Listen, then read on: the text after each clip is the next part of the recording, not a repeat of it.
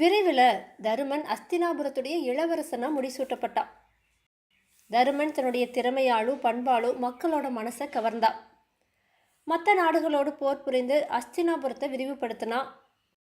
பீமன், அர்ஜுனன், நகுலன், சகாதேவன் இந்த 4 பேரும் தங்களுடைய திறமைகளில் சிறந்து விளங்கி அஸ்தினாபுரத்தை நல்லாட்சி புரிந்து வந்தாங்க.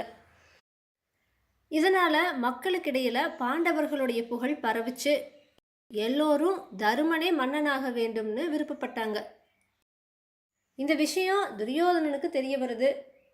உடனே அவன் திருதராஷ்டிரன் கிட்ட போயிட்டு, தந்தையே, மூத்தவராக இருந்தும் பார்வை இல்லைங்கிற ஒரே காரணத்தினால நீங்கள் அரசாளர உரிமையை பாண்டுவுக்கு விட்டு கொடுக்க வேண்டியதாக போயிடுச்சு.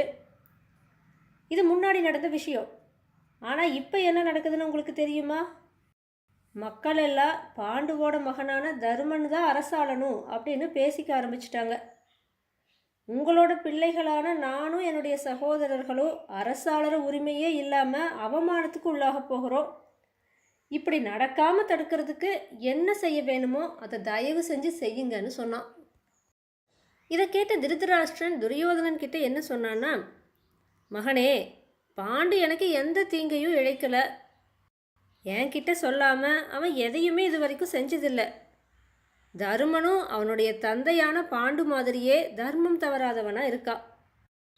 எப்படி பாண்டு மேலே மக்கள் அன்பு வச்சுருந்தாங்களோ அதே மாதிரி தான் அவங்க தர்மன் மேலேயும் அன்பு வச்சுருக்காங்க. அதனால் தருமனுக்கு எதிராக நம்ம திரும்பினோன்னா மக்களே சேர்ந்து நம்மளை அழிச்சிடுவாங்க அப்படின்னு சொன்னான். திருதராஷ்டிரன் இத்தனை சொன்னதுக்கு அப்புறமாவும் துரியோதனன் விடுறதாவே இல்லை. திரும்ப திரும்ப தன்னோட மனக்குறையையே சொல்லிட்டு இருந்தான். இதை கேட்டு கேட்டு திருதராஷ்டிரனுடைய மனசும் இழகி போச்சு. தன்னோட பிள்ளைகளை விட பாண்டவர்கள் புகழும் செல்வாக்கும் அதிகமாக பெற்று வருவதை நினச்சி திருதராஷ்டிரனும் மனம் பொறுமுனான். என்னதான் திருதராஷ்டிரனுக்கு தர்ம நியாயங்கள் எல்லாம் நல்லபடியாக தெரிஞ்சிருந்தாலும் நடைமுறையில் அதை கடைபிடிக்க முடியாமல் அவன் திணறி போனான். ஒரு புறம் பார்த்தா தர்மத்தை செய்யணுங்கிற எண்ணம், மறுபுறம் தன்னோட மகன்கள் செல்வாக்கோடு வாழணுங்கிற ஆசை, இன்னொரு புறம் நாட்டு மக்கள் என்ன சொல்வார்களோ அப்படிங்கிற கவலை. இப்படி முரண்பட்ட எண்ணங்களால் குழம்பி தவித்தான் திருதராஷ்டிரன்.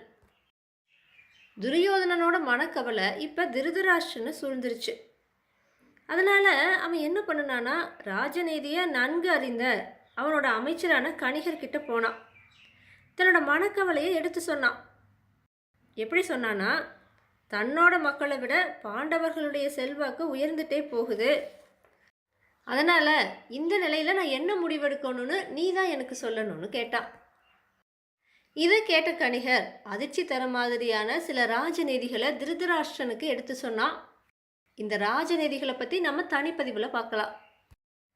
எதிரிகளை அழிக்கிறதுக்கு வெவ்வேறு உபாயங்களை கையாளுறது எப்படி அப்படின்னு திருதராஷ்டிரன் கணிகர்கிட்ட கேட்டான். கணிகர் அதுக்கு எப்பேற்பட்ட விளக்கத்தை தந்தானா, ஒரு காட்டில் ஒரு புலி, ஒரு ஓநாய், ஒரு கீரி, ஒரு எலி, இதோடு ஒரு நரி நட்புறவு கொண்டாடிட்டு இருந்துச்சு.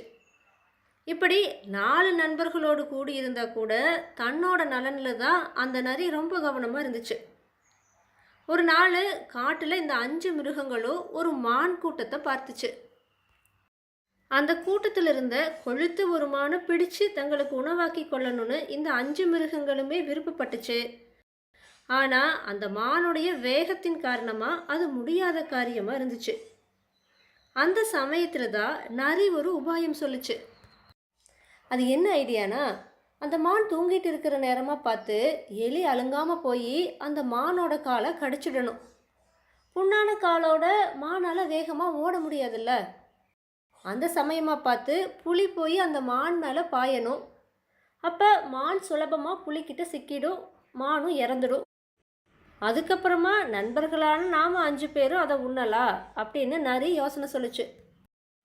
நரியோட இந்த யோசனை புலிக்கும் பிடிச்சிருந்துச்சு. உடனே எலி போய் அந்த மானோட காலை கடிச்சிது. அதுக்கப்புறமா புலி பாஞ்சப்ப மானால் வேகமாக ஓட முடியாமல் அது புலிக்கிட்ட மாட்டி செத்து போச்சு.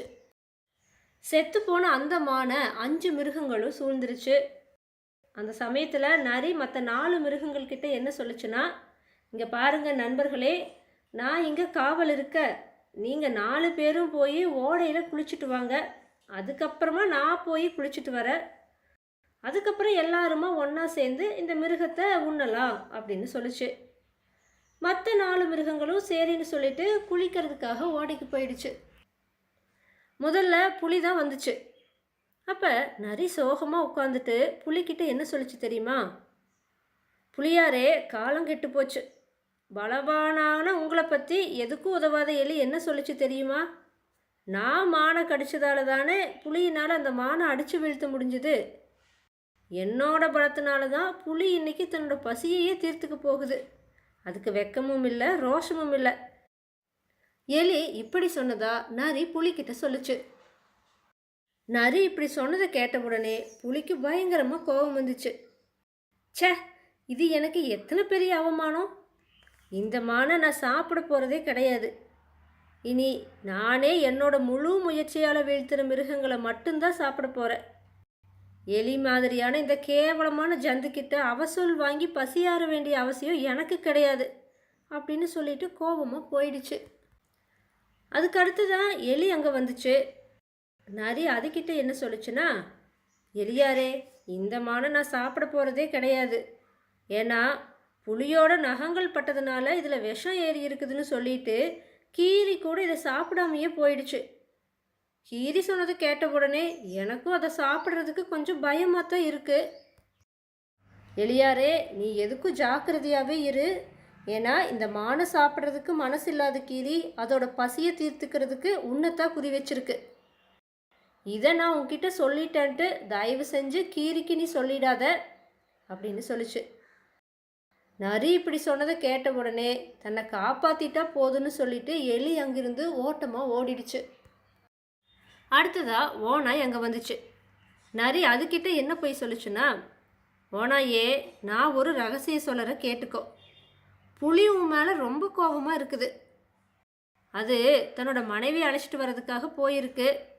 இன்னைக்கு உன்னோட கதையை முடிக்க போகிறேன்னு வேற சொல்லியிருக்கு. அதனால நீ என்ன பண்ணுறேன்னா சீக்கிரமாக இந்த மானை சாப்பிட்டு இங்கேருந்து ஓட்டம் பிடிச்சிடு அப்படின்னு சொல்லிச்சு. இப்படி சொன்னதுக்கப்புறமா மானை சாப்பிட்டு இருந்தால் நேரம் வீணாகும், புலியோட கோபமும் அதிகமாகும் அப்படின்னு நினச்சிட்டு ஓனாய் பயந்து போய் எப்படியோ பிழைச்சா போதுன்னு சொல்லிட்டு அங்கிருந்து ஓடிடுச்சு. கடைசியில் கீரி அந்த இடத்துக்கு வந்துச்சு. நரி அதுக்கிட்ட என்ன சொல்லிச்சுன்னா, வா கீரி வா, உனக்காகத்தான் காத்திருக்க. நான் பாஞ்சு குதிரையதை தாங்க முடியாமல் ஓனாயும் புலியும் எலியும் ஓடி போயிடுச்சு. நீ ஒருத்தந்தான் மீதி இருக்க. உன்னால் முடியும்னா என் கூட சண்டை போட்டு ஜெயிச்சு இந்த மானை சாப்பிட்டுக்கு பார்க்கலாம் அப்படின்னு சவால் விட்டுச்சு. அதுக்கு கீரி என்ன சொல்லிச்சுன்னா, அடடா, பலமுள்ள புலி, கோபமுள்ள ஓனாய், புத்தியுள்ள எலி எல்லாருமே உன்னோட தந்திரமான தாக்குதலில் காயம்பட்டு ஓடி இருக்கிறப்ப எனக்கு மட்டும் ஏன் தொந்தரவு? நீயே இந்த மானை சாப்பிட்டுக்கோ அப்படின்னு சொல்லிட்டு அங்கிருந்து போயிடுச்சு. அதுக்கப்புறமா அப்பாடா, எப்படியோ நம்மளோட தந்திரம் பழிச்சிருச்சு அப்படின்னு நினச்சிட்டு அந்த நரி ரொம்ப சந்தோஷமாக தனியாகவே அந்த மானை சாப்பிட்ருச்சு. அரசர்கள் கூட இப்படித்தான் நடந்துக்கணும். ஒவ்வொரு எதிரியை வீழ்த்தறக்கும் ஒவ்வொரு வழிமுறை தேவைப்படும். கோழைகளை பயத்தினாலும் தைரியசாலிகளை தந்திரத்தினாலும் வெல்லணும். பேராசைக்காரர்களை பொருள்னால வெல்லணும். தனக்கு கீழானவர்களை பலத்தை காட்டியே ஒடுக்கணும் அப்படின்னு கணிகர் திருதராஷ்டிரன் கிட்ட சொன்னான். அது மட்டும் இல்லாமல் கணிகர் இன்னும் என்ன சொன்னான்னா, மன்னனே, பாண்டவர்கள் உன்னுடைய புத்திரர்களை விட பலம் வாய்ந்தவர்களாக இருக்காங்க. அவங்கக்கிட்டிருந்து உங்களையும் உங்களுடைய புத்திரர்களையும் காத்துக்கங்க. வருங்காலத்தில் அவங்களால உங்களுக்கு வருத்தம் உண்டாகாமல் இருக்கணும். எதிர்காலத்தில் அவங்கக்கிட்டிருந்து உங்களுக்கெல்லாம் பயம் தோன்றாமல் இருக்க தக்க நடவடிக்கையை இன்றைக்கே நீங்கள் எடுத்துடுங்க. அதே சமயத்தில் நியாயப்படியும் நடந்துக்குங்க அப்படின்னு சொன்னான். கணிகர் சொன்ன இந்த கருத்துகளால் திருதராஷ்டிரன் ரொம்பவுமே கலக்கமடைஞ்சான். நீதிக்கும் அநீதிக்கும் இடையில் போராடினா.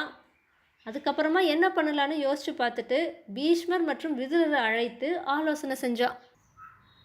திருதராஷ்டிரன் பீஷ்மர்கிட்டவும் விதுரர்கிட்டவும் என்ன சொன்னான்னா, என்னோட பிள்ளைகள் பாண்டவர்களோட சிறப்பையும் பெருமையையும் அவங்களோட அரச வாழ்க்கையையும் பார்த்துட்டு ரொம்பவுமே பொறாமப்படுறாங்க. அவங்க பாண்டவர்கள்கிட்ட பகைமை தான் பாராட்டுறாங்க.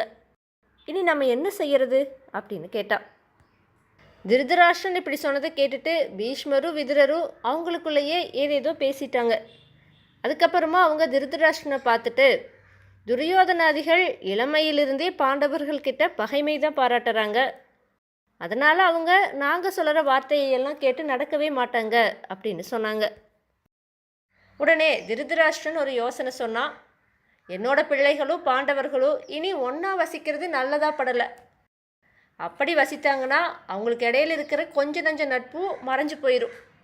அதனால் என்னோட புத்திரர்களான துரியோதனாதிகளோ என்னுடைய தம்பி பாண்டுவுடைய புத்திரர்களான பாண்டவர்களோ வேறு வேறு இடத்துல, அதுவும் தூரத்தில் வசிக்கிறது தான் நல்லது. அப்போது தான் அவங்களுக்கு நடுவில் உள்ள பகைமை மறையும், கொஞ்சமாவது நட்பு மலரும் அப்படின்னு சொன்னான். சரி, அதுதான் அவங்களோட விருப்பம்னா அப்படியே நடக்கட்டும்ட்டு பீஷ்மரும் சொல்லிட்டாரு. தன்னோட அமைச்சரான கணிகர் சொன்னதையெல்லாம் திருதராஷ்டிரன் யோசிச்சுட்டு இருந்தான். அந்த சமயத்தில் துரியோதனன், கர்ணன், சகுனி, துச்சாதனன் இந்த 4 பேரும் வாரணாவத நகரத்துக்கு பாண்டவர்களை அனுப்பிட்டு அங்கேயே அவங்கள தீர்த்து கட்டிடணும் அப்படின்னு முடிவு பண்ணினாங்க. அதுக்கப்புறமா துரியோதனன் திருதராஷ்டிரன் கிட்ட போயிட்டு, தந்தையே, பாண்டவர்களை எப்படியாச்சும் வாரணாவதத்துக்கு அனுப்பி வச்சிடுங்க. அங்கேயே அவங்க கொஞ்ச காலம் இருக்கட்டும். இங்கன்னா என்னோட அதிகாரத்துக்கு கீழே எல்லாத்தையும் கொண்டு வந்துடுறேன். அதுக்கப்புறமா வேணால் அவங்க திரும்பி வந்துடட்டும். அப்போ அவங்க வந்தாங்கன்னா அவங்களால நமக்கு எந்த பிரச்சனையுமே ஏற்படாது அப்படின்னு சொன்னான். கணிகர் சொன்னதையும் நினச்சி பார்த்துட்டு துரியோதனன் இப்படி கேட்டதையும் ஆலோசித்து பார்த்துட்டு திருதராஷ்டிரன் இதுக்கு சம்மதிச்சான். என்ன காரணத்தை சொல்லி பாண்டவர்களை வாரணாவதத்துக்கு அனுப்பலாம் அப்படின்னு திருதராஷ்டிரன் யோசித்தா. கொஞ்ச நேரம் யோசனைக்கு அப்புறமா அவன் பாண்டவர்களை அழைத்தான். பாண்டவர்களே, வாரணாவத நகரம் ரொம்ப அழகாக இருக்கும். அங்கே இறைவனான சிவபெருமானுக்கு வெகு விமர்சையாக உற்சவம் நடக்கும். நீங்கள் போய் அந்த உற்சவத்தை பார்த்துட்டு வாங்களே. அங்கே இருக்கிற மக்களும் உங்களை பார்க்கறதுக்கு ரொம்ப ஆவலாக இருக்காங்க அப்படின்னு சொன்னான்.